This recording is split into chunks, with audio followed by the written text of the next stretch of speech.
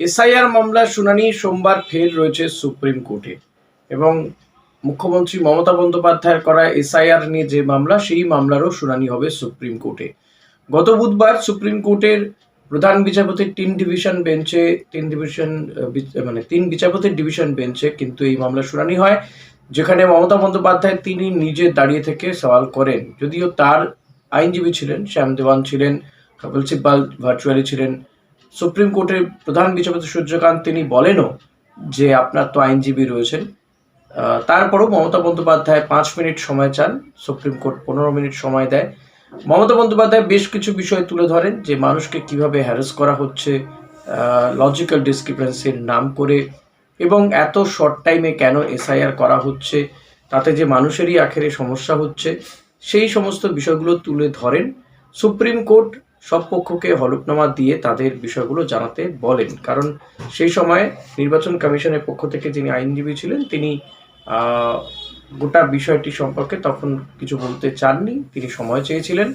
তো সেই মতো সময় দেওয়া হয়, হলফনামাও চাওয়া হয় এবং নোটিশও পাঠানো হয় সব পক্ষকে। তো এরপরে এবং সুপ্রিম কোর্টে গুরুত্বপূর্ণ বিষয়টা তুলে ধরেন, যেখানে সুপ্রিম কোর্টই নির্দেশ দিয়েছিল কমিশনকে যে সমস্ত ব্লকগুলোতে বা পঞ্চায়েত অফিসে বা শহরাঞ্চল হলে ওয়ার্ড অফিসে যে নামের তালিকা, লজিক্যাল ডিসক্রিপেন্সির যে নামের তালিকা, সেটা প্রকাশ করতে হবে, ঝুলিয়ে দিতে হবে, টাঙাতে হবে। সেটা হয়নি।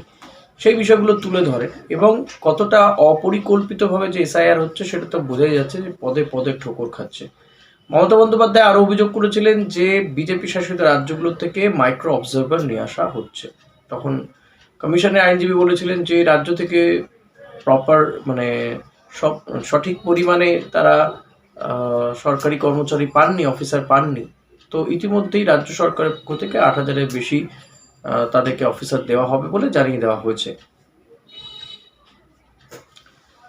তো এমত অবস্থায় সোমবার দিন আবার এই মামলার শুনানি হতে চলেছে এবং হয়তো সোমবার আর মমতা বন্দ্যোপাধ্যায় শুনানি কেন্দ্রে থাকবেন না। তবে মমতা বন্দ্যোপাধ্যায় এই যে সুপ্রিম কোর্টে দাঁড়িয়ে লড়াই করেছেন রাজ্যবাসীর জন্য, সেটা কিন্তু বিভিন্ন রাজনৈতিক দলই তার প্রশংসা করেছে, একমাত্র এ রাজ্যের বাম বিজেপি ছাড়া।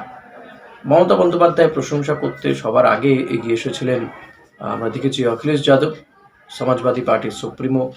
আমরা দেখেছি সংসদে দাঁড়িয়ে কামাল হাসান, তিনি মমতা বন্দ্যোপাধ্যায় যেভাবে লড়াই করেছেন সুপ্রিম কোর্টে দাঁড়িয়ে এই এসআইআর এর বিরুদ্ধে, তার ভূয়সী প্রশংসা করেছেন, বক্তব্য রাখতে গিয়ে তাকে প্রশংসায় ভরিয়ে দিয়েছেন।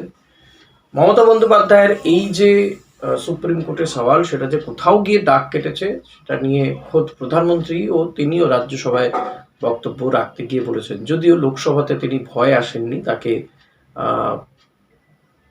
আসতে বারণ করেছিলেন স্পিকার ওম বিড়লা, তিনি ভয়ে আসেননি। ভাবুন, সংসদে, নিজেরই বানানো সংসদ, সেই সংসদে এত নিরাপত্তা কর্মী, নিরাপত্তা রক্ষী, সেখানেও প্রধানমন্ত্রী নিরাপদ বোধ করেননি। তিনি দেশের নিরাপত্তা দেবেন, দেশের মানুষের যিনি চৌকিদার নিজেকে দাবি করেন, এহেন প্রধানমন্ত্রী তিনি আসেননি কি না কংগ্রেসের সাংসদরা কিছু উল্টোসিধে করতে পারবেন এই আশঙ্কাতে তাকে আসতে বারণ করেছিলেন স্পিকার ওম বিড়লা। তো এহেন প্রধানমন্ত্রী রাজ্যসভায় দাঁড়িয়ে মমতা বন্দ্যোপাধ্যায়ের সমালোচনা করেন, নাম না করে তিনি বলেন যে কোর্ট পর্যন্ত পৌঁছে যাচ্ছে অনুপ্রবেশকারীদের বাঁচাতে।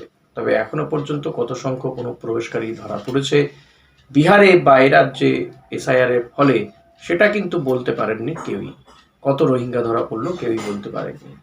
তবে এসআইআর এর শুনানি পর্ব শেষ হয়ে গেলেও শুনানি পর্ব বাড়বে কি কমবে, বাড়বে কিনা, কমবার তো জায়গা নেই, বাড়বে কিনা সেটা নিয়ে কিছু বলা হয়নি। যদিও একাধিক জেলা বলেছিল যে সব শুনানি সম্ভব হয়নি, কমপ্লিট হয়নি, তো সময় প্রয়োজন রয়েছে। এখন দেখা যাক সুপ্রিম কোর্ট এক্ষেত্রে বাড়তি সময় দেয় কিনা। এবং এ রাজ্যের যিনি সিইও রয়েছেন মনোজ আগরওয়াল, তিনি তো বলেছেন যে 14 তারিখ তো দূর, 21 তারিখেও বেরোবে কিনা ফাইনাল রোল, সেটা নিয়েও সন্দেহ প্রকাশ করেছেন, আশঙ্কা প্রকাশ করেছেন। তো এমত অবস্থায় সোমবার সুপ্রিম কোর্টে এই মামলার শুনানি হতে চলেছে। মমতা বন্দ্যোপাধ্যায় হয়তো থাকবেন না, তার আইনজীবীরা থাকবেন তার হয়ে, বা অন্যান্য মামলাগুলো একসাথে শুনানি হবে। কিন্তু মমতা বন্দ্যোপাধ্যায় এবার প্রশংসায় এবার পঞ্চমুখ হলেন ত্রিপুরার প্রাক্তন মুখ্যমন্ত্রী মানিক সরকার, বাম নেতা, যিনি পলিট ব্যুরোরও সদস্য ছিলেন, অর্থাৎ প্রাক্তন পলিট ব্যুরোর সদস্য। এই রাজ্যের বাম নেতারা মমতা বন্দ্যোপাধ্যায়ের এভাবে রাজধানীতে চলে যাওয়া, সুপ্রিম কোর্টে দাঁড়িয়ে পড়া, বক্তব্য রাখা, তাকে কটাক্ষ করতে ছাড়েননি। কেউ কেউ নাটক বলেছেন, নটাঙ্কি বলেছেন, হ্যাঁ, বাড়াবাড়ি বলেছেন, অনেক কিছু বলেছেন।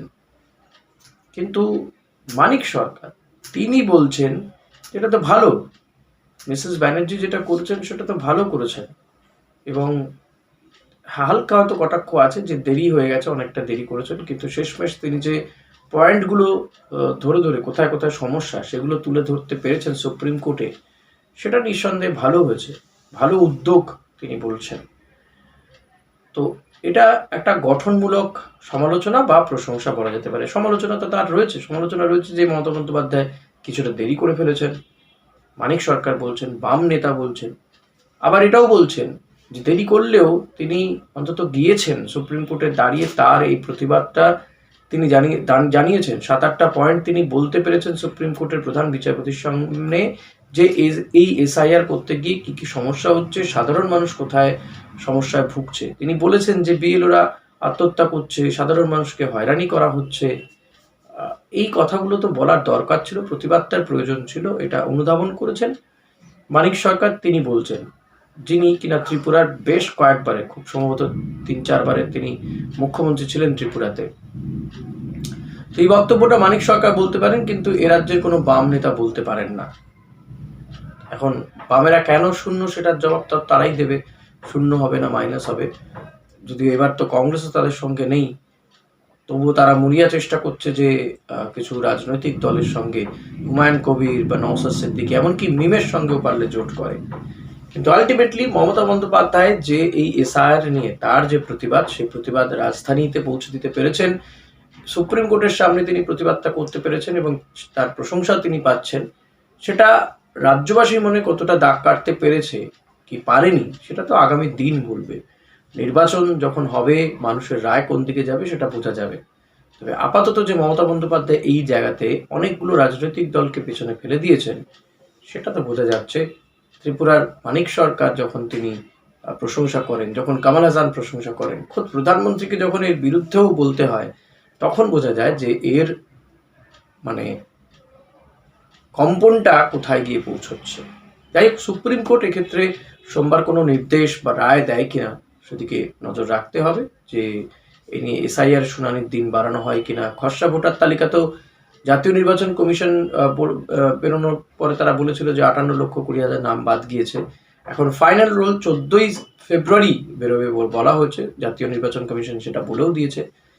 দেখা যাক যে তারা এক্ষেত্রে কতটা পিছু হটে, এবং তারপরে এক্ষেত্রে এ রাজ্যে কোনো সাংবিধানিক সংকট তৈরি হয় কিনা, বা সেটা করে আবার কোনো ধরনের কোনো প্ল্যানিং চলে কিনা। কারণ এ রাজ্যে যিনি সিইও রয়েছেন, তিনি তো বলেছেন যে এক দফায় নির্বাচন করতে রাজি, যদিও জাতীয় নির্বাচন কমিশন এমনটা চান বলে তো মনে হয় না। দেখা যাক কি হয় সোমবার শুনানিতে। Thank you. ভিডিওটা ভালো লাগলে লাইক করুন, শেয়ার করবেন, চ্যানেলে নতুন হলে সাবস্ক্রাইব করে দেবেন। Thank you.